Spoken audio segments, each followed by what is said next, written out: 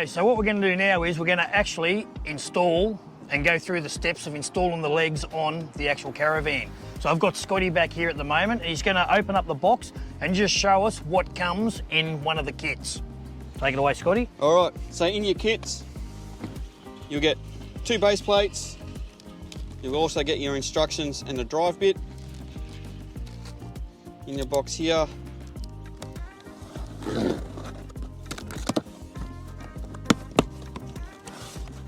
you'll have your leg,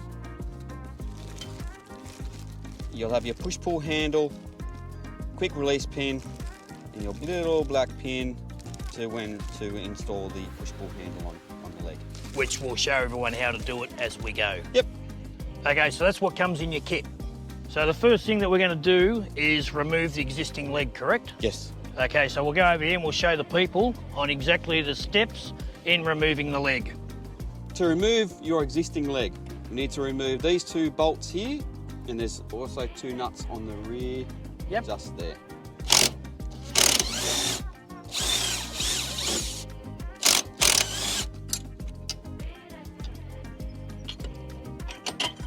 Jeez, is that simple? It is that simple. Yes, so now we're going to put the BOS leg on. And as you said before, we did all the measurements and you know exactly what size. We're going with the 700mm leg on the back. Yes, so we're going to go 700 on the rear, put these up, line them in. Using the existing bolts that were on there? Yep, so using the same ones again.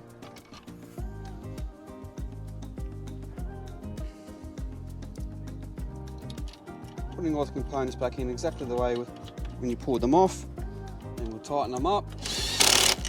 Now, is there a set pressure or whatever to tighten them to? Can you over tighten them? Yes, if you over tighten them, if you want to just come around here, if you over tighten them too much, what happens here, this part here will actually squash in, which then pinches all this into, and then you won't be able to free swing your leg. You need a firm, but not over tight. Yep. You don't want, obviously, if it's too loose, then the whole thing will jiggle around and it's going to make horrible noises and not going to do what it's meant to do. So nice and firm, but not over tight. Excellent. All right, so that's the installation of your actual leg. All right, so we have our base plate, a push-pull handle, a quick release pin, and your little black pin to attach your push-pull handle. Bring it up here. Push-pull handle goes in here. The little black pin goes into the hole there. Push it in and you'll hear a little clip. That's to make sure that we're in nice and tight. Is it possible for the handle to go on upside down, or obviously you've got BOS written on there, so as long as that's written the right way up, then the... Yeah, it's just more a presentation.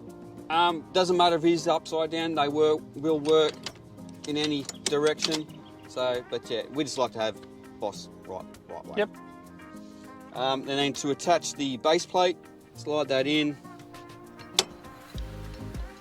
put that into there, and make sure that your clip is actually on. I noticed on the base plate that you have an opening here, like it's like a horseshoe. Is there a particular reason why it's designed like that? Yes, so when you are traveling, spin that around for you, and then when we'll raise it up,